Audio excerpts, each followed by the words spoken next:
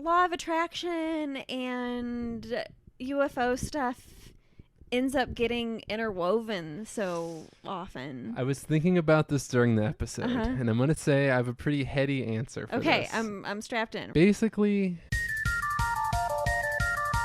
so step one, we've noticed that Steven Greer employs a lot of language that religious figures might use in order to get people to think how he does and also believe in his actions. Number two, this episode ends with Billy Carson saying, "Have faith and walk through the door." So I think the language around law of attraction, even though I myself like the idea of it and I think it's helped me at some important times in my life, I think it makes people easy to manipulate because it's vague enough to where like they'll buy into it.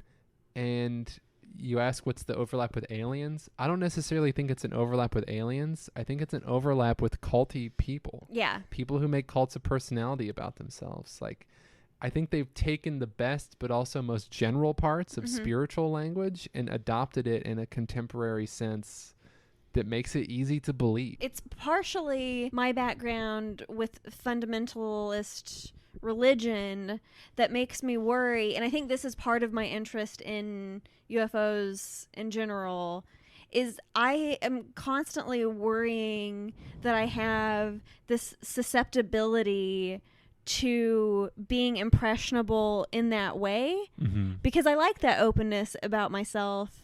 But like you're saying, am I just one of those people? It's a very uncomfortable idea that I feel like I'm continually wrestling with. But I agree. It's hard because when I meditate a lot, when I meditate every day for 2 weeks, I do start to notice, I guess we could call them synchronicities. I start to notice weird little coincidences. I start to notice that like I'm always right on time, or like I run into someone in a place I never run into them in. And I think a scientific answer could be when you're meditating more, you're just more aware of what's going on around you. So like you're noticing things, but you're noticing everything, right? But I also can't deny that like that effect occurs almost every time I meditate for at least a week straight. So there is that part of me that's like, man, what's going on here? Like there's parts of me that when I really let go of something, it comes to me. You know what I mean? Yeah. And it's like, I don't want to sound kooky, but that's also been my experience, just not with just law of attraction, but like with life. Like it's weird. I don't know.